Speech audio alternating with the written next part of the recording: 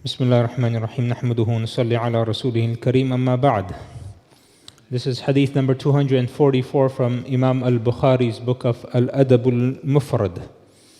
عن وهب بن كيسان قال سمعت عبد الله بن الزبير رضي الله عنه يقول على المنبر خذ العفو وأمر بالعرف وأعرض عن الجاهلين.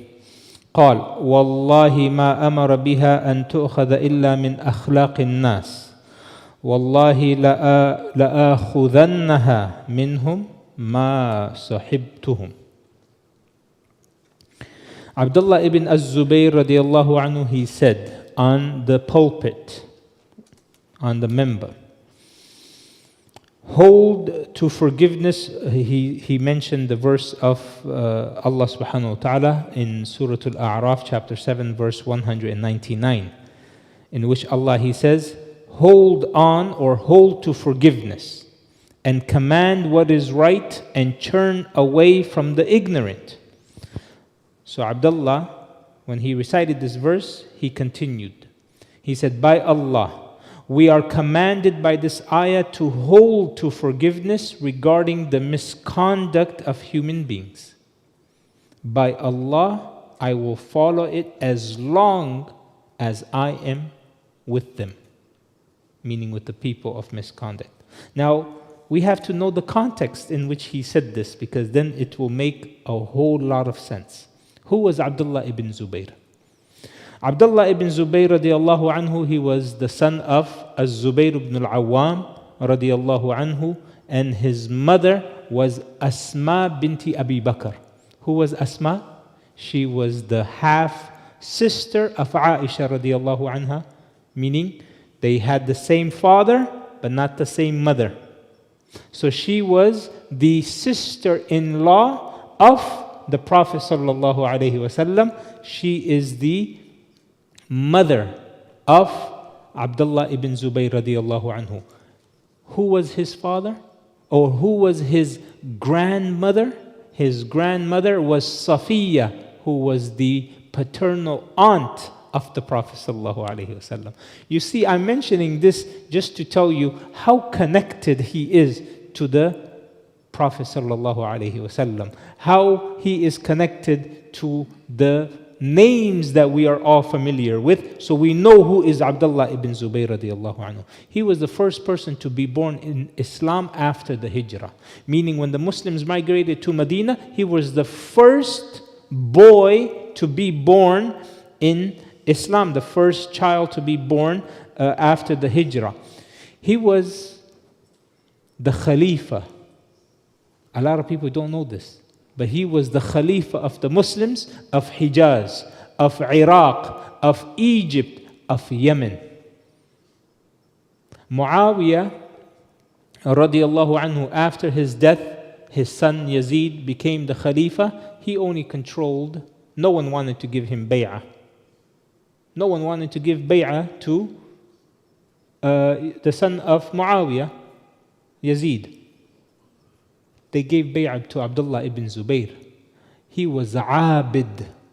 He was a worshipper of Allah. He was someone who was loved by the people because they knew who he was, who his father was, who his mother was, while she was still alive, who his grandfather was from his mother's side, who his grandmother was from his father's side. They knew who is this individual. So he ruled for 9 years after the death of Muawiyah radiallahu anhu. He built the Kaaba upon the foundation that the Prophet sallallahu alaihi wasallam wanted to return it back, because the way Ibrahim alayhi salam built it is different than what we see right now. And so the Prophet ﷺ, he also wanted to build it the way Ibrahim ﷺ built it originally, but he was afraid that the people might talk bad about him. So he said, it's better that the people don't talk kufr, because if you talk bad about the Prophet ﷺ, you become kafir.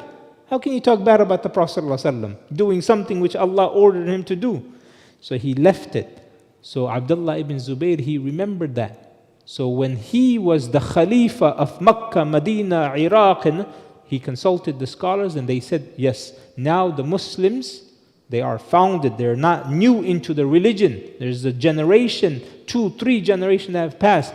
Now you can go ahead. And so he built it upon the original foundation that Prophet Ibrahim alayhi salam, he built it upon. He was known for prayer, for fasting. When he used to pray in front of the haram, pigeons would stand on his forehead. This is how long he used to stand and how long he used to sit and ruku, everything. This is the type of an individual that we are talking about. Unfortunately, the Umayyad Khilafah, they wanted the jewel of the Muslim empire, and that is Mecca and Medina. Without Mecca and Medina, you don't have legitimacy amongst the Muslims.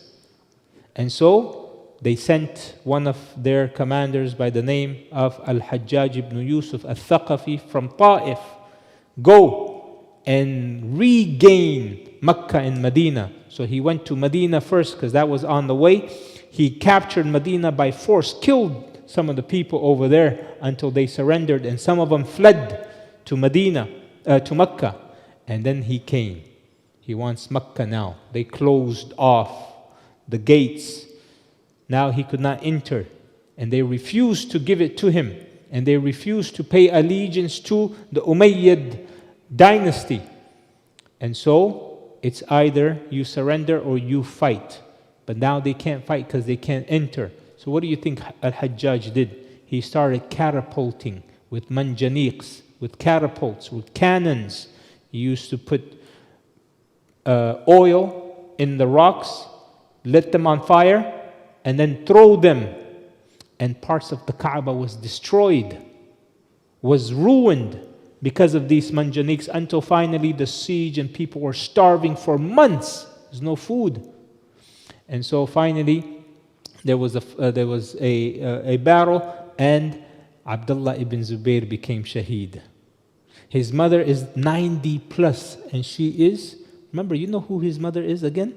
She was the one who brought food and water to the Prophet ﷺ while her father Abu Bakr and the Prophet ﷺ were hiding in the cave. This is Asma, little girl. Now she's 90 plus years old and she's blind. And she has a son like Abdullah ibn Zubayr, who is the commander of the faithful. And so al-Hajjaj, the tyrant, he said, hang him and crucify him. So they crucified him. They put him, they hanged him, and they tied his hands and his feet, and he's dead already. And they said no one can get him down until his mother comes and begs me and tells me to get him down. And his mother, she's a woman of honor. She's a woman that is not going to, go and beg. She's a sahabiyya. And who is Hajjaj? He's a tabi'i, if any. And so finally she is passing by his hanging body, and she says something which moved the hearts of even a person like Hajjaj, who had an iron heart. She said, and she can't see, but she can feel. And she can feel the feet and everything, and he's hanging up high. She said, has not the time come for a night? For a faris, in Arabic it's called faris, for a night, that he comes down and he starts to walk. So this was relayed to al-Hajjaj, that this is what Asma said. So he said, okay, I will take this as if she pleaded to me. And then she goes to him and says, you see how I ruined your son's dunya? He said, yeah, I see. But he ruined your akhirah. Meaning you killed him, and by killing him, he ruined your akhirah for you. You ruined his dunya, this dunya, khalas, finished, done. Okay. And we have in our times right now, How many innocent people were put in jail? They died. And the oppressors, they also died. So now, both lived 10 years, 15 years, 8 years, however many years they were in jail. Both of them died. He enjoyed it for 10 years, and he suffered for 10 years. Now they're in front of Allah. He destroyed that person's akhirah for eternity. This is dhulm, this is oppression. And so this is Abdullah ibn Zubayr. So you could see now the context. Makkah is being catapulted. And what is he talking about? He says, خُذِ الْعَفْوَ وَأَمُرْ He said, خُذِ الْعَفْوَ وَأَمُرْ بِالْعُرْفِ وَأَعْرِضْ عَنِ الْجَاهِلِينَ. Hold on to forgiveness. He's talking about forgiveness in this time. He's being attacked. He's being threatened to be killed. And he's talking about hold on to forgiveness and command what is right, because he was doing what he believed was right. And turn away from the ignorant people. Don't pay attention to the ignorant people. Let them go ahead and talk and do whatever. Don't pay attention to them. Turn away from the ignorant people. Do you see a person like him who is being oppressed and eventually he was killed? For him to say this, that means he's a true believer. That means he's someone who really is a Sahabi, who believed in the words and implemented the words of the Prophet sallallahu alaihi wasallam. Does that make sense, my brothers? So imagine if someone, is anyone after you to kill you? No. Someone probably just stared at you wrong in the masjid. So what you going to do? You're going to do what is it? Eye contest? Eye staring contest? Staring contest? Turn away. Turn away. وَأَعْرِضْ عَنِ الْجَاهِلِينَ. Move your eyes. Forgive. If someone is out there to kill you, and Abdullah ibn Zubayr, he's saying, خُذِ الْعَفْوَ, on the minbar of Makkah, of Haram. And he said, hold on. And what does he say? Wallahi, we are commanded by this ayah to hold on to forgiveness regarding the misconduct of human beings. By Allah, I will follow it. He says, if they stop attacking us, we're not going to attack them. We're here to defend the Haram, the Kaaba, the people, and the rights of the people. If they stop, we're going to stop. And we will actually go ahead and turn away from them by not chasing them and taking revenge. This is the true quality of a believer. We ask Allah subhanahu wa ta'ala to make us from amongst those who are easy to forgive others and are easy with other people. May Allah subhanahu wa ta'ala make us from amongst those who command others to do good and to follow it ourselves, and to never stoop low to the ignorant people. We ask Allah subhanahu wa ta'ala to forgive us and our parents and our family and our community and the entire Muslim ummah.